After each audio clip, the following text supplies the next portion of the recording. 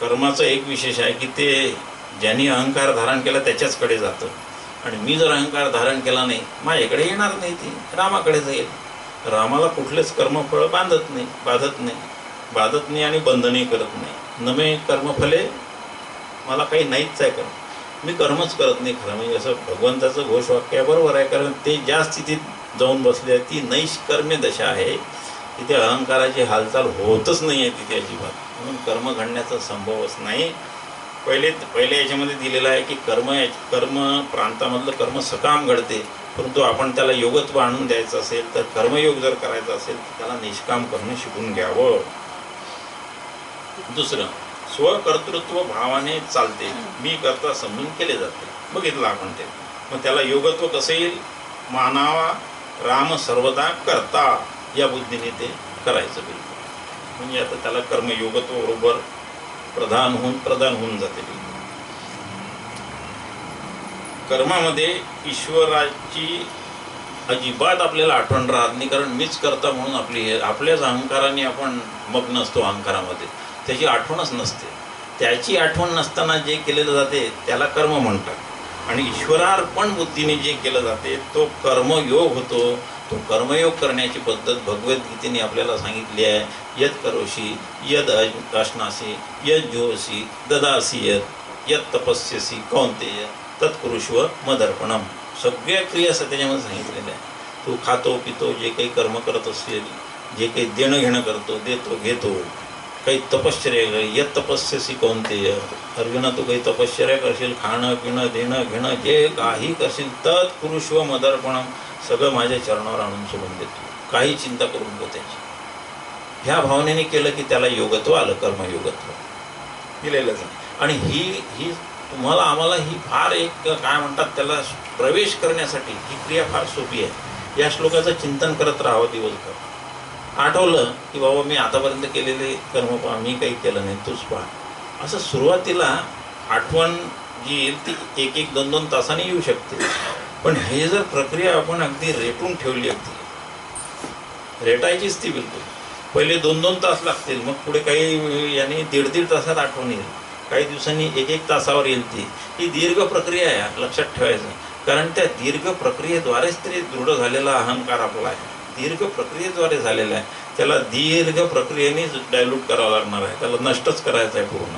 म्हणून 1 तासावर येईल, अर्ध्या तासावर येईल, 15 मिनिटावर येईल, 10 मिनिटावर येईल. आणि पुढे असं होते की प्रत्येक क्षणाक्षणाला अनुभूती येते की मी बरोबरच काही करत नाही.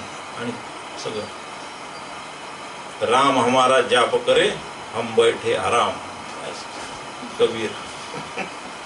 राम हमारा जाप करे, जपही म्हणते ते रामच करतात. म्हणजे काहीच माझ्याकडून घडत नाही. ही अतिशय सर्वोच्च नैष्कर्म्य दशा आहे. आता झालं हे जर आलं तर आपण जवळजवळ 90% सगळा भाग जिंकल्यात जमावतो. ईश्वराची आठवणही करीत नाही कर्म करताना, आणि कर्मयोगामध्ये हे सगळं कर्म ईश्वरार्पण करावे.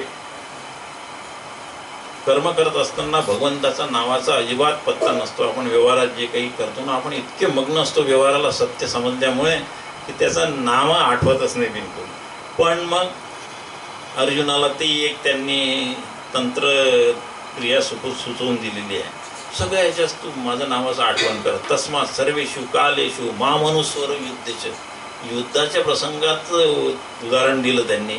याचा अर्थ काय? युद्धच चालू आहे आपलं हे रोज. म्हणजे तो तिथे प्रत्यक्ष युद्धभूमीत होता, पण आपण काय युद्धच खेळून राहिलो आहे या प्रपंचाशी. युद्ध आपण त्याला चॅलेंज केलं आहे प्रपंचाला.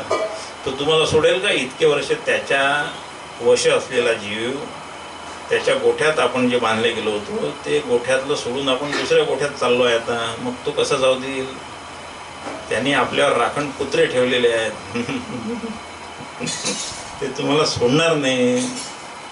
काम आहे, क्रोध आहे वगैरे पुष्कळ 6 कुत्रे आहेत. ते त्यांना कुत्रे म्हणून शत्रूच म्हटलेला आहे, आपण कुत्रे म्हणायला काही हरकत नाही. तो जाऊ देणार नाही. प्रपंच तुम्हाला सहजासहजी आपल्या गोठ्यातून सोडून जाऊ देणार नाही. कारण त्याचं पशुधन कमी होते ना. पशुच म्हटलंय बरं का, पशुरेव स देवतानाम. अन्य असो अन्य अस्मि अहमस्मी न स वेद. पशुरेव स देवतानाम. बृहदारण्यक सांगते आपल्याला पशुच म्हटलेलं आहे. कुत्रा पशुच आहे, आपणही मानवी पशुवतच वागायला लागतो, पण कुत्रा तर पशुच आहे की नाही, म्हणून कुत्र्याची उपमा दिली तरी तो परमात्मा वेगळा आणि मी वेगळा या भावनेने जितक्या दिवस उपासना चालेल ना तितके दिवस नसवेद त्यांनी काही जाणलेलं नाही आहे बाबा. याज्ञवल्क्य सांगतात काही त्यांनी जाणलेलं नाही. मग काय तो देवतांच्या गोठ्यातला पशु आहे. तो गोठा शब्द वापरला आहे तिथे बृहदारण्यकामध्ये. असं मुद्दा लक्षात ठेवूया आपण की प्रपंचाशी आपण युद्ध सुरू केलेलं आहे. अर्जुनाला तिथे युद्धभूमीवर सांगितलं तस्मात सर्वेषु कालेषु मा मनस्वर युद्धच. माझं स्मरण ठेव. दुसरी एक टेक्निक आहे. माझं स्मरण विसरून कर्म केलं की ते बंधनाला कारण होईल. आणि माझ्या स्मरणात आला आणि कर्म घडलं तुझं की मग काय अहंकार राहणार नाही. 18व्या अध्यायात पुन्हा येणारच आहे तो श्लोक पुढे. यस्य नाहं कृतो भाव बुद्धिर्यस्य न लिप्यते हत्वापि स इमान लोकांना. त्या अशा अहंकृती धारण न करता केलेलं कर्म, त्या कर्मामध्ये सगळ्यात क्रूर कर्म म्हणजे हत्या करणे आहे. हत्वापि स इमान लोकान न बंधती न निबद्धते न हंती न निबद्धते. तू त्यांना मारणारही ठरणार नाहीस आणि ते बंधनातही तुला पाडणार नाही. फक्त एकच की तू ते केलं नाहीस याच भावनेवर अडून राहा. मग परमेश्वराने केल्यात आपल्याकडे घ्यायचंच नाही. सगळीकडे एकच ह्या सगळ्या याच्यामध्ये एकाच एक गोष्टीने आपल्याला स्वतःला बाजूला सारून घ्यायचं आहे की अहंकाराच्या कचाट्यातून आपण मोकळं व्हायचं आहे. बस अवघड गोष्ट आहे तरी पण करावी ती. तस्मात सर्वेषु कालेषु मा मनस्वर युद्धच. तसं नाही जमलं समजा होते कधी कधी की येईल तर त्यावेळेस दुसऱ्या एका गोष्टीची आणखी प्रॅक्टिस चालू ठेवावी. ही फलाच्या अपेक्षेने कर्मामध्ये कर्म करत असतो. कर्ममार्गामध्ये फळाची अपेक्षा असते, हेतू असतो, प्रयोजन असते. आता आपण नोकरी करतो, धंदा करतो, हे जे कर्म सांगितलेले आहे की याला कर्माचं हे नाही, हे आपले काय म्हणतात त्याला प्रापंचिक कर्म आहे. हे तर आपल्याला उदर भरण्यासाठी करावं लागणारे कर्तव्य बुद्धीने केलेले कर्म आहे. ते कर्तव्य बुद्धीने करायचे. तेही निष्काम भावनेने नोकरी करतो असं होतच नाही. मग पगार कशाला घेतो असं होईल ना, नाही का. निष्काम भावनेने जर नोकरी करतो असं ठरवलं तर मालक म्हणेल तू निष्काम आहे ना, मग आता पगार देऊ की नाही देऊ, तुला काय फरक पडतो त्याच्यामध्ये. पण असं नसते कधी. नोकरी ही व्यावहारिक ज्या सत्तेमध्ये आपण आहोत त्या सत्तेच्या नियमानेच करायची. आणि कर्म इथे शब्द सांगितला आहे विशेष करून यज्ञ दान तप कर्म. हे जे मुख्य कर्म जे आहे ह्या कर्मासंबंधी हे नियम लावायचे कटाक्षाने. बिलकुल कर्मासंबंधी हेच आहे. मी जर काही यज्ञ करत असेल, दान करत असेल, तप करत असेल तर त्यावेळेस कुठलीही अहंकाराची उर्मी उठू द्यायची नाही. आणि यज्ञ करत असू तर या यज्ञाचं फल मला मिळावं ही अपेक्षा ठेवायची नाही. ती ठेवली तर ते कर्ममार्गातील कर्म ठरेल. आणि त्याच्याऐवजी काय करायचं, फलापेक्षा अजिबात न ठेवता उलट फलत्यागपूर्वक ते कर्म करायचं. याचं काही असो ते फल मला नको. सिद्ध सिद्ध्यो समभूत्वा लाभा लाभो जया जयो. हे अशा रीतीने लाभ हो अलाभ हो, कर्म सिद्ध जाओ असिद्ध हो म्हणजे सिद्ध न हो, या दोन्ही गोष्टीचा विचार न करता त्याच्यापासून सुख मिळालं तरी ठीक, नाही मिळालं तरी ओके. सुखदुःखे समेकृत हो. अशा रीतीने फळाची अपेक्षा न ठेवता अंतःकरण अतिशय स्थिर करून हे कर्म करायचे. लाभहानीचा विचार करायचा नाही. लाभहानीचा विचार झाला की ते कर्मामध्ये मोडतं. आणि म्हणून लाभहानी झाली की पुढे त्याला शोक आणि मोह येतात. याचा अंतिम परिणाम कुठल्याही लाभहानीचा शोक आणि मोह होतो. लाभहानीचा विचार नाही करायचा. लाभा लाभो जया जयो. लाभ असो अलाभ असो जया आपण स्थिर राहायचं. बिलकुल निषिद्ध कर्माचा सोयीप्रमाणे अवलंब केला जातो. व्यवहारामध्ये आपल्या हातून निषिद्ध कर्म करतोच आपण, बरं का, लक्षात घ्यायचं. कर्ममार्गामध्ये खूप मोठी आपल्याला सावधानता बाळगासाठी सांगितलेलं आहे त्यांनी की निषिद्ध मार्गाचा तुम्ही अजिबात निषिद्ध कर्म टाळायचं म्हणजे टाळायचं. त्याची यादीच लक्षात ठेवायची. एक यादी असे ब्रॉडली आपण केलेली आहे. आपण निषिद्ध कर्म तसे फारसे जे लोक थोडेफार काही सन्मार्गाला लागले आहेत ते त्यांच्या हातून कमी घडतात, परंतु त्याचे खूप प्रसंग येतात आयुष्यामध्ये निषिद्ध कर्माचं आचरण करण्याचं. एक मुद्दा पाहू आणि पुढे जाऊ. आपल्याला एखादी गोष्ट घर बांधायचं असं ठरलं. घर बांधताना आपल्याला घर बांधण्याचं ध्येयच असते, कारण आपण ते हेतूने त्या कर्माचा आरंभ करून दिलेला असतो. आपल्याजवळ नाही पैसा पूर्ण घर बांधण्यासाठी, काय करतो आपण, सगळे बाकीचे सोर्सेस शोधतो नाही का, कर्ज काढू वगैरे, आप्त नातेवाईक मित्रमंडळी यांच्याकडून थोडेफार काही उसने घेऊ परत करण्याच्या बोलीवर. ते नाही जमलं समजा, मग विचार येतो मनामध्ये की का ना आपण आपल्या ऑफिसमध्ये जर पाहतो की बाजूच्या टेबलावर बसलेला रोज एक एक कागद सही करायचे, काहीतरी पैसे घेतोच आहे तो, थोडेफार आपणही घेतले तर काय हरकत आहे, असं एक पाल चुकचुकून जाते मनामध्ये.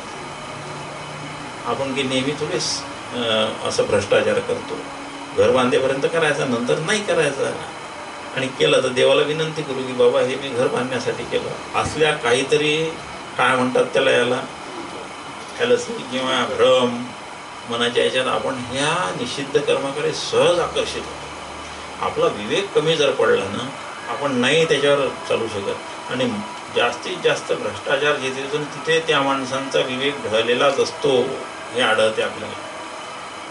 बरं, भ्रष्टाचार जाऊ द्या, अधर्माचरण सहज घडते ना. अधर्माचरण तर भ्रष्टाचार फार मोठा आहे. आपण म्हणाल किंवा सगळे लोक भ्रष्टाचार नाही करत, मान्य आहे बिलकुल, पण अधर्माचरणाचे किती कडक नियम आहेत. किती रस्त्यावर काही खायचं नाही, पाहिलं जाते की आपल्याच्यानी जे आवडीची वस्तू जर दिसली की नाही बसमधूनही, तो पुढच्या स्टॉपवर उतरून मागे जातो. अरे आज तर खूपच ताजा पदार्थ केला दिसत नाही, सगळ्यांना घरी घेऊन जाऊ, दुसऱ्या बसनी घरी जाईल ते सगळे करतो की नाही आपण असं. हे हायपोथेटिकल एक्झाम्पल वाटते आपल्याला कधी कधी, पण अशा 100पैकी 10 लोक तर निश्चित करत असतात. त्यांचं डोळ्यासमोर ठेवून सांगितलं निषिद्ध कर्माचरण पूर्णतः टाळण्याचा इथे कर्ममार्गामध्ये सोय नाही आहे, आपण करतोच आहे. मग त्याच्याऐवजी याला योगत्व आणण्यासाठी काय करावं, केवळ विहित कर्माचरण करावं, विहित कर्माचरणच करावं, दुसरं काही करायचंच नाही. विहित कर्माचरण, त्याशिवाय दुसरे कर्म अगदी हेतुपुरस्सर टाळायचे. अगदी त्याचं हे काही न करता रिजिडिटी पाहिजे, त्यासाठी अगदी कठोर निश्चय पाहिजे आपला बिलकुल. जन्मतः कर्ममार्गामध्ये जन्मतः मनुष्यावर 3 ऋणे असतात, 3 फेडली तर दोष साचत जातात. कर्म करताना याचे भान नसते, याचं विवरण आपण केलेलं आहे, मागच्या ह्याच्यात झालेलं आहे. माहीतच नाही राहत, आपल्याला माहीतच नाही आहे 3 कोणत्या आहेत, मग करण्याचं दूरच राहिलं तर नाही का, त्याची आपल्याला माहितीच नसते. ते आपलं शास्त्राने सांगितलेलं आहे की तुझ्यावर कर्ज आहे, कर्ज न फेडता जर कोणी आजकाल काही हे होत असेल तर त्याचे परिणाम आहे ना, त्याच्यावर दिसतातच बिलकुल. कुडकी येते घरावर, त्याला आपलं सगळं ते जर जास्त प्रमाणात झालं ना तर त्याला इनसॉल्वंट म्हणून डिक्लेअर करतात. बँकांचे तुम्ही बघा, बँकांची प्रोसिजर फार तशी कडक आहे. तशी ती आपल्याला वाटते तो मल्ल्या सुटून गेला नाही गेला, तसं समजूच नका. या पुष्कळ यांच्या ॲग्रीमेंटमध्ये अशी सोय आहे, त्याला एकदा तरी इथे वापस येऊन भरून द्यावं लागेल. आज भारतातली सगळी संपत्ती त्याची जप्त झालेली आहे, जप्त झालेली आहे. त्याची जी संपत्ती आहे ती आता गव्हर्नमेंटने सील करून टाकलेली आहे बिलकुल, कर्ज न फेडता. आता हे व्यावहारिक दृष्टांत हा आपल्या डोळ्यासमोर आहे. त्या परमेश्वराच्या राज्यात हे 3 ऋण सहित आपण जन्म घेतलेला आहे, ते न फेडता गेलो तर काय होईल, त्याचे परिणाम आपण बघितलेले आहेत, ते थोडेसे आठवून घ्यायचे. आता ह्याला आपल्याला कर्मयोगत्व जर द्यायचं असेल या कर्माला, तर काय करायचं, देवयज्ञ, ऋषीयज्ञ, पितृयज्ञ रोज करून अनुक्रमे वैश्वदेव, स्वाध्याय व तर्पण करून आपली ऋणमुक्ती साधून घ्यावी, ऋणमुक्ती करून घ्यावी. ते कशी करून घ्यावी त्याचे दिलेले आहेत उपाय दिलेले आहेत. प्रत्येक वेळेस जीवाच्या हातून रोज जे आपण करतो, व्यवहार करतो, खाणे पिणे सगळे, सकाळी उठल्यापासून झोपेपर्यंत बऱ्याच हत्या घडतात आपल्या हातून. आणि त्यातले काही मुख्य ज्या गोष्टी आहेत त्याचं इथे वर्णन केलेलं आहे. कुठलं पाटा, वरवंटा, झाडणी, चूल, पाण्याची भांडी, खलबत्ता, ह्या 5 ठिकाणी गृहस्थाच्या घरी हिंसा होते. हिंसा होती, जीव जातात, तिथे जीव जातात. ते फार कमी ठिकाणी होते म्हणून ते हे यज्ञ दिलेले आहे, 5 यज्ञ करायचे. आपल्याला आठवत असेल, घर आपण बांधतो ना त्या खूप खूप हिंसा होतात. जमीन खोदतो आपण, कितीतरी प्राण्यांचे राहण्याचे घरं असतात तिथे, त्यांना बेघर करून टाकतो आहे ना, काही वाटत नाही आपल्याला. आपण पाया खोदताना पूर्वी साप निघायचे, ते चालले जातात तिथून घर सोडून आपल्याला शाप देऊन जातात, साप शाप देऊन जातात. जातात ना. कारण कोणाला घराबाहेर काढा बरं, काय येतो काय आपल्याला, काही फार मोठे काही म्हणेल का धन्यवाद म्हणून? शक्यच नाही, तो शापच देणार आहे. म्हणून त्या घर बांधताना इतके होतात ना, त्यासाठी मोठी वास्तुशांतीचे विधी करून ठेवलेला आहे. सगळे करतो ना आपण वास्तुशांती, त्या मंत्रामध्ये हेच आहे की हे घर बांधत असताना मी अनेकांना बेघर केलेलं आहे, अनेकांची हत्या झालेली आहे, खूप जीव आहे तो वास्तुपुरुष जो आहे तो दुखावला गेलेला आहे. म्हणून त्याच्या तृप्तीसाठी, त्याच्या शांतीसाठी वेदांनी मंत्र डिझाईन केलेले आहेत. त्या मंत्राच्या द्वारे त्याला आपल्याला तृप्त करायचं आहे. वास्तुशांती न करता घरात जर राहायला गेलो तर सुखशांती घरात राहत नाही, अशांतीच राहते. आपण म्हणाल हजारो लोक तर करत नाही, जाऊन पहा त्यांच्या घरामध्ये. पैसा असेल त्यांच्याकडे पण शांती नसते, त्यांच्याकडे समाधान नसते, आनंद नसतो, कटकटी असतात. प्रत्येकजण आपले तोंड वेगळ्या दिशेला धरून असतात. घरी एकत्र येतात भांडण्यासाठीच, फक्त बाहेर जातात तेवढेच ते हे राहतात. घरी आले की त्यांचे पुन्हा सुरू होतात. वास्तुपुरुष शांत नाही. तर वास्तुपुरुषाचा आपल्यावर परिणाम होतो. आपले विचार बदलतात, प्रवृत्ती बदलतात आणि आपल्यालाही तसं. एका ठिकाणीहून रामायणामध्ये एक छोटीशी गोष्ट आहे, ही जी सांगितली ना, आपल्याला असं वाटेल की हे काल्पनिक आहे. काल्पनिक नाही आहे, प्रत्यक्ष घडलेली रामायणामधली गोष्ट आहे. राम, लक्ष्मण, सीता वनवासात असताना चालत एका प्रांतातून जात होते. जाता जाता लक्ष्मण बरं का, त्याचा लहान भाऊ, एकदम रामाला शिव्या द्यायला सुरुवात केली. सांगते, जो लक्ष्मण रामाच्या एका आज्ञेबाहेर नव्हता, त्याने काय बाबा रामा, तुला काही थोडंसंही वाटत नाही का? अरे मी एकटाच आहे, तू आपल्या बायकोला घेऊन इथे आलास, तू तिच्यावर राहतो, मी इथे एकटाच आहे, मी खातो पितो नाही, खात नाही पित नाही, मी एवढे कष्ट तुझ्यासाठी सोसतोय, त्याचे काहीच तुला वाटत नाही का? अशा रीतीने इतकी बडबड केली लक्ष्मणाने. राम शांतच होते. मात्र राम काही बोलले नाही, त्यांच्या लक्षात आलं ते. चालू होती ही बडबड. बरंच बोलला तो, आता काही एवढी गोष्टीमध्ये पूर्ण जात नाही, थोडक्यात बघू.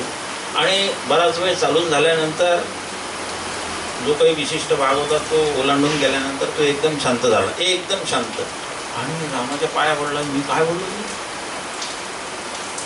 माझ्या हातून असं कसा गुन्हा घडला? रामाने त्याला उचलून सांगितलं, तुझा दोष नाही आहे, तुझा दोष नाही. आपण ज्या प्रांतातून आलो ना आता, इथे नेहमीच बंडाळ्या, भांडणं, नंतर कटकटी, सगळे मारामाऱ्या, हिंसा, हेच होत होतं म्हणे इथे. आणि तू थोडासा बेसावध झाल्यावर तुझ्या ह्या सगळ्या तिथल्या ज्या संस्काराने तुझ्या याच्यावर कब्जा केला. तुझा विवेक राहिला नाही, तो ढळला. आणि जे विवेकी होते ते शांत राहिले आणि जे अविवेकी होते ते उकाळायला लागले. मुद्दा लक्षात घ्यायचा, आपण ज्या घरात राहतो त्या घरामध्ये फार पूर्वी, माहीत नाही स्मशानही असू शकेल, काय माहीत आहे, 1000 वर्षापूर्वी ते एखादे अतृप्त आत्मे असतील, ते आपल्याला सुखाने राहू देणार नाही. आपल्या हातून हिंसा घडलेल्याच आहे. म्हणून वास्तूची शांती करण्याची पद्धत आहे. ते आता आणखी त्यावरून आपल्या लक्षात आलं असेल की आपण ज्या भूमीमध्ये राहतो त्या भूमीचे दोष असतात, भूमिदोष म्हणतात त्याला, भूमिदोष असतात, त्याची शांती करून घ्यावी लागते. अन्यथा आपले विचार बदलून टाकण्याचं सामर्थ्य त्यांच्यामध्ये आहे. 5 प्रकारचे हे यज्ञ करून ही हिंसेचं परिमार्जन करता येते. असं करतो त्याला कर्मयोग म्हणतात. नित्यकर्मेच यथासांग होत नाही, तिथे नैमित्तिकाबद्दल काय बोलावे? कर्ममार्गामध्ये नित्यकर्मेच बरोबर होत नाही, म्हणजे नैमित्तिक कर्म कुठे आले? आहे ना, खूप आतल्यात सगळ्यांना पटतं बिलकुल हे बस. नित्यकर्म म्हणजे संध्यावंदन, देवपूजा, हे पंचमहायज्ञ, हे नित्य करायचे कर्म आहे. याचेच लोक होतात आपल्या ह्याच्याने. मग नैमित्तिक तेही सांगितलं आपण. आठवतच नाही तारीख, कधी महालक्ष्मी होऊन गेल्या, नवरात्र केव्हा होऊन गेलं, श्राद्ध कधी गेलं, हे गेलं, कोणाच्या घरी बोलवलं, अरे यावर्षी आपल्याही वडिलांचं श्राद्ध होऊन गेलं असेल बहुतेक, तारीखच माहीत नसते. हे दोष सततच होतात. असं जर झालं तर समजा ते कर्म मार्गातलं आहे आणि ते दोषास्पद राहणारच आहे. म्हणून त्यासाठी आपल्याला शास्त्राने आदेश दिले, नित्य नैमिक कर्माचं अगदी कटाक्षाने अनुष्ठान करणे, आचरणच करायचं त्याचं नित्य नैमिक कर्म, फाटे नाही द्यायचे त्याला. शास्त्र हा छान आहे. पुढचा मुद्दा, शास्त्र काय सांगते याच्यापेक्षा माझं मन काय म्हणते यालाच आपण जास्त महत्त्व देतो. शास्त्रोक्तापेक्षा मनसोक्तावर भर दिला जातो. मन काय म्हणते आपल्याला नाही पटत बा. ते श्राद्ध गिद्ध काय ते विनाकारण त्या ब्राह्मणाला बोलवायचं आणि त्याला पैसे द्यायचे आणि दक्षिणा द्यायची. I don't believe in that.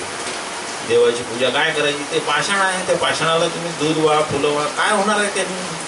मनाचीच. शास्त्र काय सांगते कधीच पाहायचं नाही. असं कर्म जर घडलं तर ते दोषास्पद होणार आणि ते कर्म म्हणून म्हटलं जाणार कधी. मग त्याच्यासाठी काय इलाज आहे.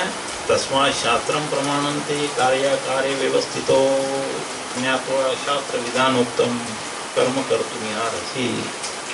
जाणून घ्या शास्त्र. हे लिहिलेलं आहे इथे कुठेतरी आहे, त्यांनी वाचली. हे यश शास्त्र विधिम उत्सृज्य आहे ते. हे इथे आहे. तस्मात् शास्त्रम प्रमाणन्ते कार्य व्यवस्थितो ज्ञात्वा शास्त्र विधानोक्तम कर्म कर्तुम् अर्हसि. शास्त्राचे विधान जाणून घ्या, मग तू कर्म करण्याला योग्य होशील, पात्र होशील. शास्त्र प्रमाण. मना काय म्हणते हे प्रमाण नाही. मग आपल्या शास्त्रात 2 दिवसापूर्वी इथे त्याचा उल्लेख झालेला आहे. जीवाला काय वाटते याचा विचार शास्त्राने केलेला नाही. जीवाच्या वैषयिक भावना अनंत असतात, अनावर असतात, त्याचाही विचार नाही. जीवाचा हिताचा विचार कशात आहे ते शास्त्राने ठरवलेलं आहे. जीवाला कळत नाही स्वतःच्या विवेकाने की माझं हित कशात आहे. तुम्हाला जरी कळत नसलं तरी तो परमात्मा दयाळू आहे, त्यांनी तुमच्यासाठी सोय करून ठेवलेली आहे. म्हणून तस्मात् शास्त्रम प्रमाणन्ते. शास्त्राप्रमाणेच शास्त्राचं आचरण करावं, काटेकोर प्रमाणे. बेसावध प्रापंचिकाचे कर्माचरण असते. प्रपंचामध्ये बेसावधच होऊन करतो आपण सगळं. क्षणिक सुख देणाऱ्या गोष्टी मी करूनच टाकतो लगेच, बिलकुल ताबडतोब. ते शास्त्राला मान्य आहेत किंवा नाहीत हे कधीच पाहत नाही, कधीच पाहत नाही. वांगे खाण्याची तीव्र इच्छा झाली, बाजारात जायचं, वांगे आणायचे खायचं. पण चातुर्मासात शास्त्राने वांगे खाऊ नका म्हणून जे सांगितलेले त्याची आठवण राहत नाही आपल्याला. वांगा, कांदा, लसूण किंवा आणखी जे काही नियम केले असतील आहाराचे, हे आहाराच्या नियमाबद्दल म्हणतो, ते साधे आपल्या ज्याने पाहणं होत नाही. ते बाकीचे दूर राहिले. आपण आपल्या विवेक आपला जागोजागी असा ढळतो. विवेक ढळूनच जातो. पण विवेकाला सुद्धा सावध ठेवावं लागते. विवेकाला सावध ठेवून जे कर्म केले जाते ते कर्मयोगामध्ये मोडतं. मुमुक्षु साधक सावधपणे आचरण करतो तो कर्मयोग. हा मुमुक्षु जो आहे, ज्याला मोक्षाची इच्छा आहे, तो शास्त्र जाणून घेतो आणि त्याप्रमाणे तो आचरण करतो. तो त्याच्यासाठी कर्मयोग होतो. कर्ममार्गामध्ये फलाविषयी खूप आसक्ती असते आणि कर्मयोगामध्ये फलाविषयी विरक्ती आणावी लागते. साधी गोष्ट आहे सगळ्यांना आपल्याला कळण्यासारखी. आपण फले सक्तो निबध्यते. जे फलाला आसक्त असतात ते बंधनात पडतात, चांगल्या रीतीने बांधल्या जातात. आणि जे फलाची आसक्ती नसतात, ज्यांना फलाची आसक्ती नाही, कर्मफलाचा त्याग ज्यांनी केलेला आहे, फलभोगाचा त्याग केलेला आहे, ते त्या बंधनातून सुटतात. तो कर्मयोग होतो. आसक्तीने केलेलं कर्ममार्गातच अडकून ठेवते. आपला तो योग साधता येत नाही आपल्याला. अशा रीतीने हे अत्यंत खूप आपल्याला ह्या गोष्टीमध्ये सावधगिरी कुठे कुठे बाळगायची आहे, त्याचे महत्त्वाचे हे 13 मुद्दे आहे. आपण ते अगदी सविस्तर यासाठी पाहिले की कुठेतरी आपल्याला एक आठवण राहील. आपण जेव्हा एखादा विचार करतो ना, शास्त्र असं सांगतं की एक केलेला विचार कधीच संपत नाही होतो, तसाच राहतो. डॉर्मंट असतो तो. फक्त एकच आहे की तसाच विचार करताना दुसरं कोणी दिसलं की आपल्याला ते आठवतं. लॉ ऑफ असोसिएशन आठवण करा आहे ना, डॉक्टर साहेब बघताय लॉ ऑफ असोसिएशन.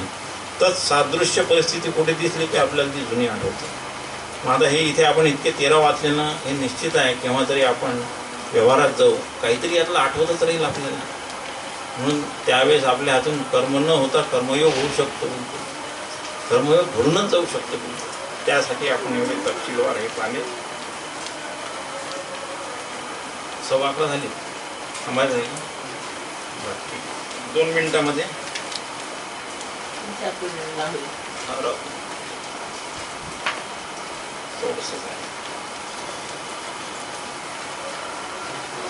होते. पण ते 2 आहेत ना संध्याकाळी. ठीक आहे. याप्रमाणे आपण कर्माला कर्मयोगत्व अगदी तपशीलवार शिकून घेतलेला आहे. याप्रमाणे आपला विवेक जागृत ठेवायचा. विवेकाला मजबूत केलं की आपलं लढाई जिंकल्यासारखंच होते. जेव्हा विवेक मजबूत होतो ना, सर्वेंद्रियाच्या अंगणी विवेक करी राबणी. माऊलीची ओवी आहे बरं का, सर्वेंद्रियाच्या अंगणी. ते आपले ज्ञानेंद्रिय आणि कर्मेंद्रिय याच्यामध्ये त्याला आमगाड म्हणून नियुक्त करायचं विवेकाला. तू सांभाळ, बरवळू नाही द्यायचे आपले इंद्रिय, कुठेही जातील तर आवर त्याला बिलकुल. साचची करचरणी होती डोळे, माऊली म्हणते. सर्वेंद्रियाच्या अंगणी विवेक करी राबणे, साचची करचरणी होती डोळे. माझे कर आणि चरण यांना डोळे फुटतात हो विवेकाला. हे स्वतःहूनच कर्मयोग होत नसेल तर ते करतच नाही. कर्ममार्गातील एकही कर्म करत नाही, ते कर्मयोगाचंच कर्म करतात. हे विवेकाचं आहे. विवेक खूप अत्यंत महत्त्वाचा आहे. साधन चतुष्टयामध्ये करायचं पहिलं साधन तेच सांगितलेलं आहे, विवेक. विवेकाचे प्रकार वगैरे विषय नाही आहे आपला तो, पण विवेक असा हा विवेक बाळगावा. कर्मावर चांगलं असं आपलं नियंत्रण पाहिजे. कर्माचं आपल्यावर नियंत्रण नको. आपण कर्मावर आता होण्याचं नियंत्रण करायचं. त्यासाठी हा विवेक नावाचं शस्त्र हातात घेऊन नेहमीच उभंच राहायचं. होते ते, हे शक्य होणाऱ्या गोष्टी आहेत. याच्यासाठी ह्या प्रार्थना आहेत आपल्या, ह्या सद्गुरूला प्रसन्न करून घ्यावं, आपण भगवंताची आराधना करावी. ह्या सगळ्या गोष्टींनी हा विवेक मजबूत होतो. निश्चित खात्री आहे की हा आपल्या सगळ्यांचा विवेक मजबूत होईल. काही कमी पडलं तर आपण आता त्याची प्रार्थना करू की त्याने ते पूर्ण करून घ्यावं. पुंडलिक वरदा हरी विठ्ठल श्री ज्ञानदेव तुकाराम विठ्ठल विठ्ठल. जय जय रघुवीर समर्थ.